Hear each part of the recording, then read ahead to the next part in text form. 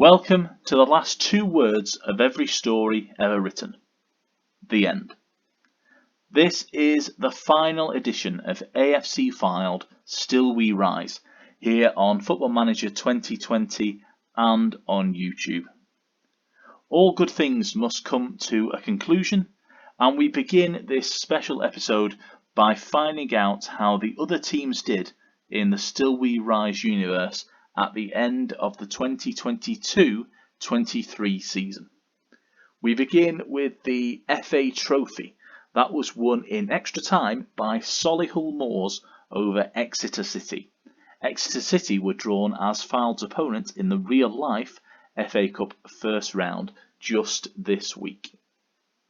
The Leasing.com Trophy was won by Manchester City under-23s. A bit of a farce considering that there were two under-23 sides, Manchester City and Arsenal.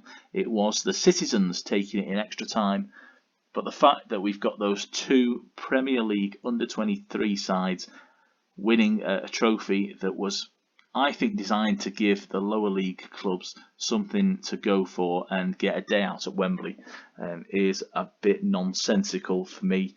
City probably just sent down a strong side, probably so did Arsenal, and thus it's just not what you want to see, and it's sort of sad that that's what it's come to, certainly here in Football Manager 2020. The Community Shield right at the start of the season, that was won by Liverpool. So our affiliate club, that's why they're in the purple there. Goal from Haaland. That saw them open the season with the traditional curtain raiser. And I suppose if you win it, it's a trophy. If you don't, pre-season friendly. But if there's silverware on the line, I'd always want to win it, to be quite honest. The Carabao Cup was won by Chelsea. So 2-0 win over Manchester United in the final. So no strangers to the League Cup are the Blues, and they took the trophy back to Stamford Bridge. They did, however, lose the final of the FA Cup. So again, Liverpool with another trophy under their belt this season. As you can see, actually, young Brewster there, he was the top player in the competition, their striker. So now valued at 47 million, is on 150k a week. I will, however, just give props over here to Billericay for their Femi Akinwande, their striker. He was a joint second top scorer in the comp there with 4 goals, scored 15 all told that season. Into the leagues now, and the National League South, that was won by Bromley. But great to see Dulwich Hamlet get promoted. They're one of my favourite sides actually in non-league football, and good to see them doing so well. Other sides like Dorking and Hemel Hempstead, I always have a quick look out for because we've played them in various cup competitions. Relegated are Bognor Regis, Gosport, Hornchurch and Tiverton. Up into the National League North, and we'll see straight away here that Chorley are back in the National League. They have won the league by 7 points, and they will get back up just one league away from the Football League, obviously. Our affiliate club, Altrincham, they're losing in the playoff final against Chester. South Shields survived this season. They were one of 3 clubs on 47 points and safe with St Albans and Nuneaton Borough. Farsley, Blyth, never like to see that, Leamington and Lowestoft going down from the National League North. I never knew that Lowestoft would be in the National League North. To me, that's quite southern. Interesting. Up in the National League, and this is where we get to the place where teams can get into the Football League, obviously. Exeter City, there you have it. The FA Trophy losing finalists getting back into the Football League along with Carlisle. Just 1 point there ahead of Cambridge. They won the playoff final. Stockport in 5th. Always look out for them. Jim Gannon, great manager, I think. Good bloke, decent bloke as well. Eastleigh Harrogate, that's surprising. Dartford and our local side, Southport, getting relegated. I mean, Southport were relegated by 20 points from Gloucester. I mean, that is quite embarrassing. Down there in the lower reaches, you see a lot of the teams that you do now in the National League. The likes of Aldershot, Barrow, of course, have gone up. Wrexham are still there. Ebbsfleet went down with AFC Fylde. York there in 13th. Less said, the better, probably. Just behind Boreham Wood. So there you go. Into Sky Bet League 2. And Salford beaten playoff finalists there. So Grimsby, Tranmere, Bristol Rovers all going up automatically. Close battle at the top there, just 3 points separating those. Tranmere have lost the title there by just 1 goal difference. Wycombe Wanderers, who obviously in real life are up in the Championship, but they have been promoted from League 2 here in June 2023. They beat Salford City, as we saw in the playoff final. Mansfield and Macclesfield, the 2 clubs to be relegated. Macclesfield having a nightmare season, a little bit like Southport there. They were some 12 points off Swindon, and I suspect their relegation was confirmed a few weeks before the end of the season. Into League 1, so this is where we were last season.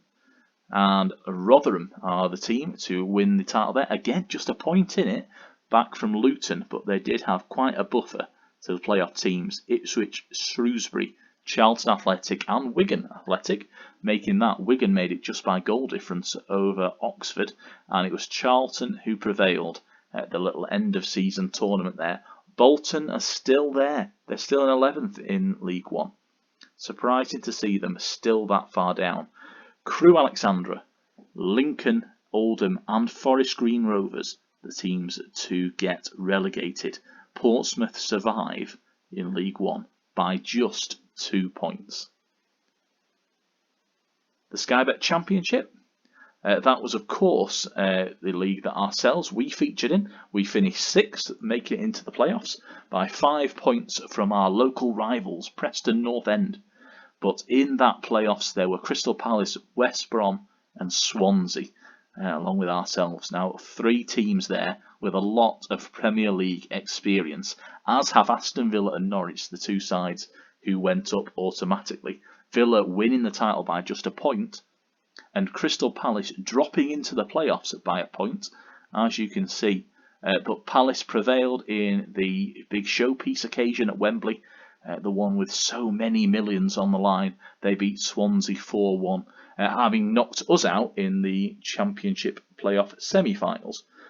We led from the first leg, but then capitulated in extra time during the second leg. Went into that 30-minute period where we couldn't make an extra substitution. We'd lost a player to injury after making all 3 subs, couldn't bring anybody on. And sadly, it just wasn't to be on that day. Palace too strong, as they were then for Swansea. Relegated, local side again, Blackpool, not doing so well. In the end, though, I mean, they were cast adrift by some 17 points not that long ago. They've managed to claw it back. They were just 5 points shy of MK Dons. Hull City and Cardiff go down. Middlesbrough, Blackburn, Birmingham, more teams with Premier League experience down in the lower reaches of the Championship. But congratulations obviously to Aston Villa and Norwich. They will go back up to the Premier League next season. And there we have the Premier League table itself. We'll start down the bottom this time. Southampton, West Ham and Huddersfield relegated. I mean, it was really all over. Must have been a month before the end of the season, considering that Brighton ended on 36 points, Southampton going down with 28, and then just 23 and 22 for West Ham and Huddersfield respectively. Up at the top, it's Liverpool. They have won the title absolutely with 96 points. Congratulations go to them. Manchester City and Manchester United making the Champions League there, along with Arsenal. So possibly Arsenal did well in Europe. We'll have a look at that in a second. Chelsea, Tottenham make the Europa League, designated as the EC here. And then the Europa League 2, a new competition which has popped up, is Everton. They have the berth there. So the likes of Leeds and Wolves, they missed out by some 6 points in the end. If we have a quick look at the Euro Cup, in fact we'll have a look at the Euro Cup 2 first and see how that went down. It was Roma who won what is now the sort of third European competition. So Celta Vigo won it in the first year of its existence in 21-22. Roma, who of course are now just Roma FC in the FIFA series. Not sure if that affects their status in Football Manager, if I'm honest. But they beat Aberdeen, Scottish side, doing great guns there. Well done to them to make the final. But it was the Romans who took it. Euro Cup, that was won. There you go, Arsenal. So they've got their place in next season's Champions League. Good history of English clubs over the last few years in this competition, starting in 16-17 with Manchester United, then Chelsea 18-19, United again 19-20, then Tottenham, a year in Germany with Borussia Mönchengladbach, and then Arsenal. They overcame Benfica as SLB by another 3-0 scoreline in the final. Harry Kane there showing the best player of the tournament with the highest average rating. And in the Champions League, we're still to play. We're going to find out when is the fixture for that. But it is Chelsea versus Liverpool. So exactly the same as it was in the English FA Cup just earlier that we saw. A quick look while we're here. Fixture on the 3rd of June. So just 2 days away. In fact, we shall let's play that while we just talk about the save itself.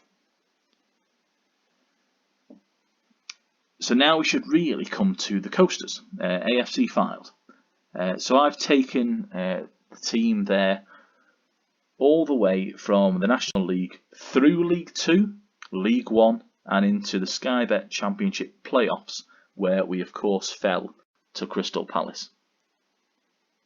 In truth, I didn't spend a lot of money over the course, the length of the 4 years that we've been on here. I realised the loan market took effect. We've got players like Malcolm in consistently from West Brom. So Paul Shotton came in. Now we saw this season Brian Kenneth de Groot and Josh Humphreys, all big parts of our team, certainly in the forward positions. I did sign experienced players like Aaron Lennon, Paul Gallagher and Cesc Fabregas to bring a legitimacy to Mill Farm. I struck gold with a good formation, so that's pretty much not changed throughout all the length of the save. We've played this kind of setup, the 4-3-3 or 4-1-4-1 DM wide, as the game likes to tag it. Same roles, they've not really changed either.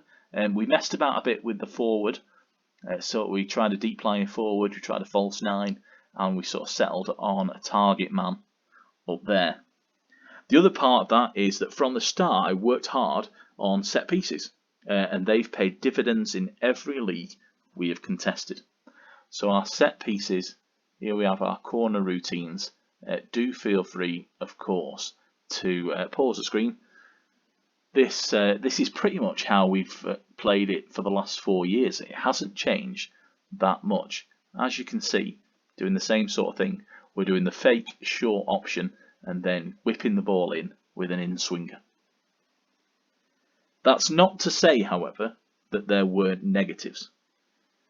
In the 4 seasons of Still We Rise, I have never sold a player for a fee.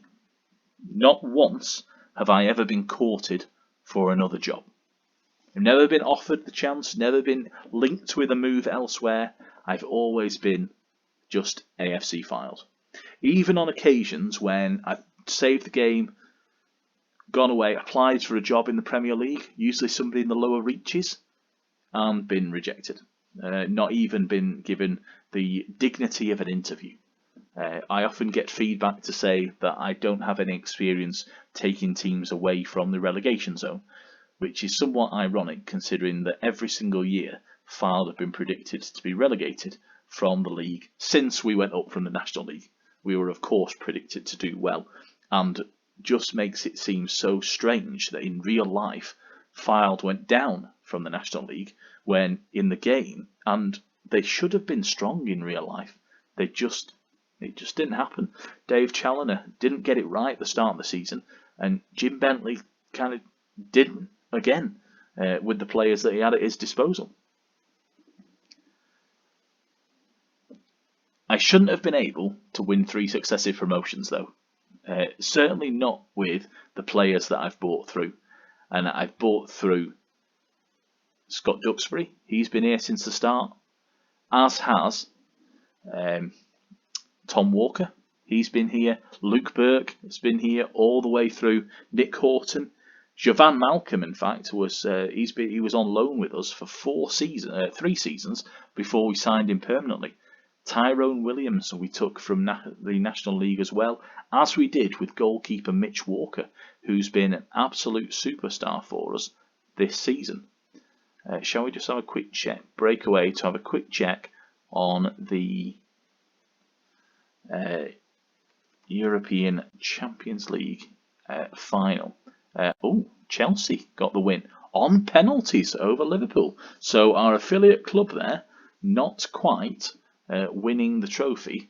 That would have taken them actually to 3 wins in the last 5 years, which just seems mad. Although, having said that, of course, Real Madrid did win 3 years in a row. So between those, we've had Paris Saint-Germain pick up the honours. Top scorer this season was Kylian Mbappe. Best player Leroy Sané. Still doing the business for Manchester City, despite obviously in real life having moved on. The questions persist though. Am I that good as a football manager? Or do I just know how to play the game properly? Because it is an unrealistic achievement to have taken Fylde to 3 successive promotions. And then we contested the Championship playoff. It's probably beyond the realms of what you'd expect. The elephant in the room then, of course, is, has the game become easy? To experienced players, it probably is. We all know the little shortcuts, the little tactical flexes that work, roles that shouldn't work together that kind of do. Even having said that though, you can see the tactics. It's not anything outlandish. It's anything too unheard of. We've got wing backs and we've got attacking wingers and a playmaker in the middle along with a central midfielder, defensive midfielder. So it's not anything there that is breaking the game or trying to manipulate things into our favour. So then it just boils down to me. Have I done really well with what I've got at my disposal? Perhaps I have. And I guess there's just one way to find out. And that's to come back next year and go again. I will return in Football Manager 21 here on YouTube.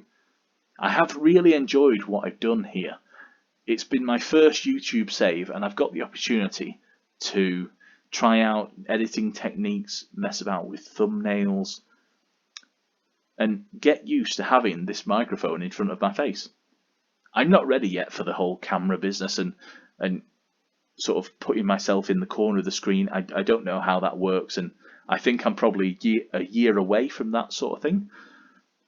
But I have really enjoyed playing the game and talking about it as I'm going along. I think that's sort of one of the real positives that has come out of this. So in Football Manager 21, I will be back here on YouTube. I've partnered with A-League FC, who I write for. We're going to go into the A-League, but we're going to do that later on when the A-League season begins proper, because then it just gives us the ability to have all the live transfers, because it's only late in December that the A-League will get underway, and as a result, the players that we start with, if we start straight away at the end of November, perhaps won't be the ones that are there when the season begins. So it makes sense just to hold off on that. Something I do want to do as well, and this is a bit of an exclusive, is I want to have a go in the W League. So the W League is the female equivalent of the Australian A League, and I found a database for it. It's out there on Twitter. I will give a link when we start it. I want to have a go at that and see what a female version of Football Manager would be like, and present that on YouTube as well. Then there'll be a new club and a new challenge. I really want to start off at the bottom and work our way up, because that seemed to work really well. But I wonder how far down we can go with the databases that go down. I think they go down to level 11. So that's certainly something to consider. And as you can see with the adverts that have been popping up at the end of my videos, I am going to do something with the local side. Well, they're an invented team, they're a created team, St Anne's, who used to play where I used to live. So that's something that I want to do, but that's more for writing purposes. So I just have one thing left to do. And here we go.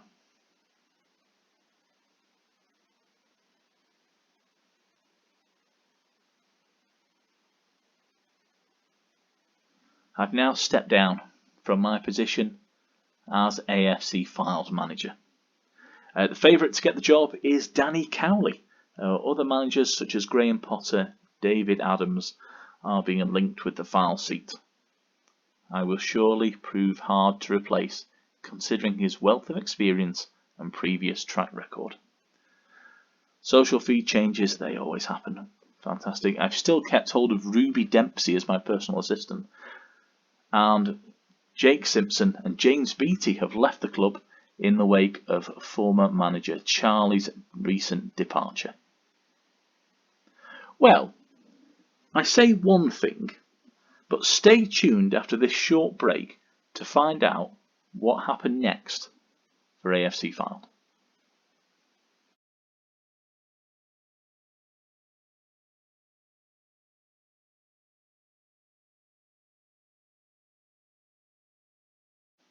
Welcome back. The date is the 21st of July 2024. We've run along just over a year, but I'll explain why shortly.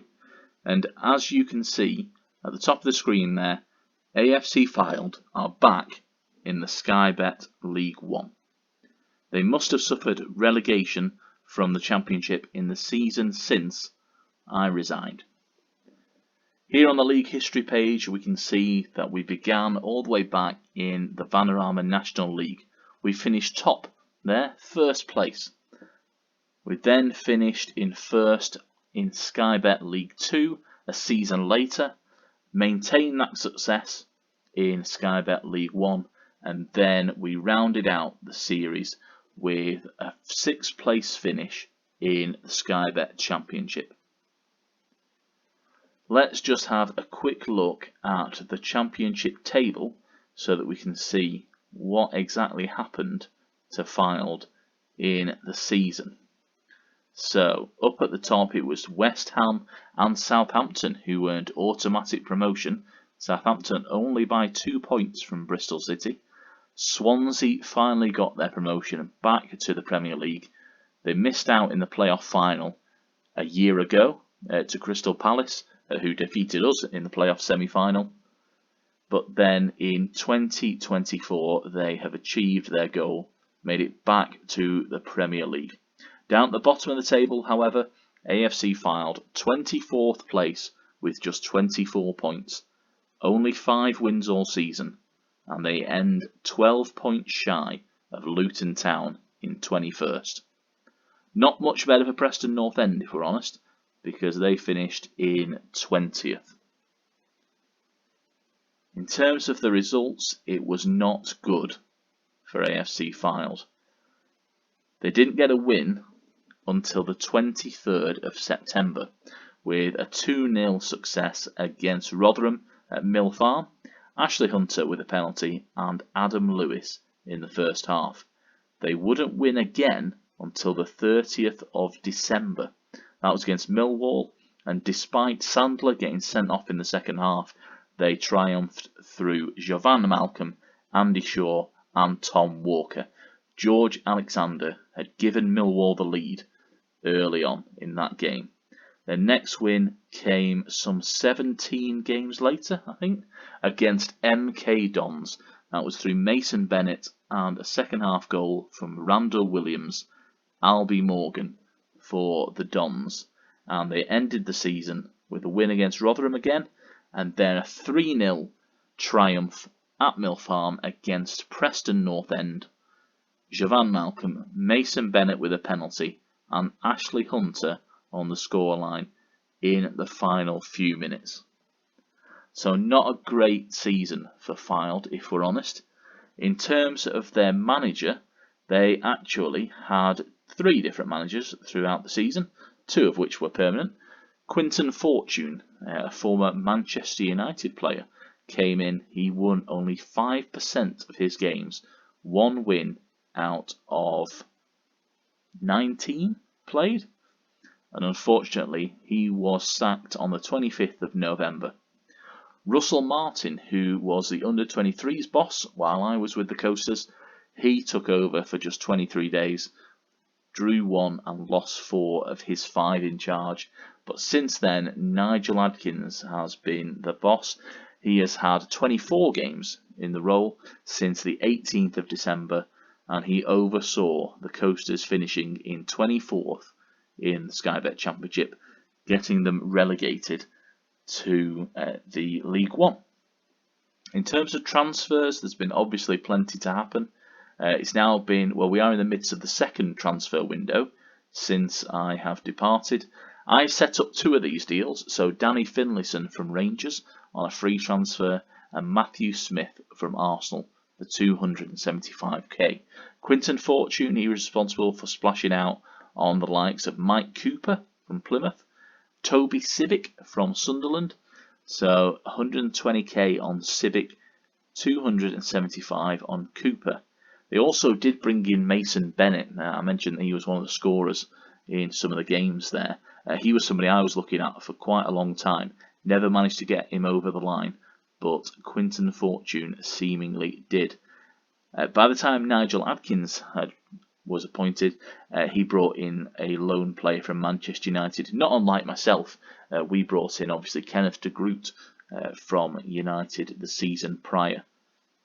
Players to leave, that included Adam Rooney to Sligo Rovers. That had already been arranged. Luke Burke, 105k, possibly rising to 130 to Crawley. And then a host of players went out on loan: David Ball, Jan Songo and Sheldon Green. A year later, and Nigel Adkins has been signing players. Jack Payne for 235k from Bristol Rovers. Regan Poole from NK Dons for $500,000. Tyler Blackett is a significant signing, former Manchester United youth player. In terms of the players to leave, Adam Lewis went to Luton, so Luton, who narrowly survived in the Championship, signing Lewis for 450k, possibly rising to 525. Johnny Smith went to Doncaster for a snip, really, and then Hakeeb Adelakan went to New England Revolution in MLS for 450k. He was a free transfer signed by Quinton Fortune. In terms of released players, so in the season that I left, Ashkan Dejaga, Paul Gallagher, Cesc Fabregas and Giovanni Dos Santos, not forgetting our club captain Tommy Elphick, all retired from the game. Paul Gallagher is now the assistant at Bradford City, so he's putting that experience to good use, coaching there in Yorkshire. Best wishes to him. Liam Bridcut, Tyrone Williams and Barry Douglas were all released. Douglas only released in January, so that was a Nigel Adkins decision, it would seem. And then just this summer, which is happening at the moment, Rocco Rees, Sheldon Green, Scott Duxbury, who was with us since day one, and Jonathan Okoli all released. They were part of my first team squad. Something I did just want to show you very quickly. The last game of the season was a loss against Derby at Pride Park, and I wanted to show you the players that were still in the team from when I was in charge. So Rocco Reese seems to have taken over in goal from Mitch Walker. Adam Lewis was at left back, and Jovan Malcolm up front. That's it. 3 players survived into the team from the last day of my stewardship at the Coasters. On the bench was Mitch Walker, George Marsh, Finlayson, who I signed as a parting gift, and Tom Walker came on as a substitute. Great to see Tom still there, as he was with us from the very beginning in the National League.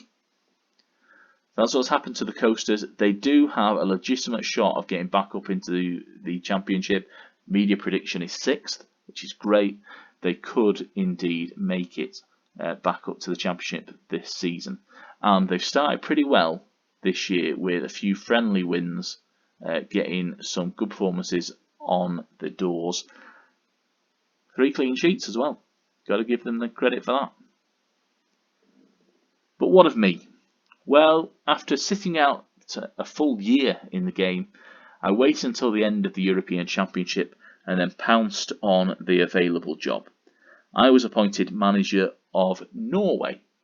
So I had offers both from Denmark and from Turkey, but decided to come to Norway. Now, I could have got more money with Turkey, but I did like the look of a lot of the players, including Haaland, who now is at PSG in the game, Christopher Ayer, Martin Odegaard, he's at Celtic these days, and there are players there from Bayern Munich, Sampdoria, Leeds, Liverpool, all good clubs, and I think that we could do some serious business. The problem is, and I've made a mistake, is that I didn't check who their opponents were in the upcoming European International League. Germany, Holland and Portugal are quite a fearsome trio. However, it will keep me occupied until Football Manager 21 is released, when I will return with new series, new features, and of course, a new game. Thank you to everybody who has watched and interacted with one of these Still We Rise videos, anybody who has subscribed. I'm entirely grateful to you all, and I'll see you when the FM21 beta is released.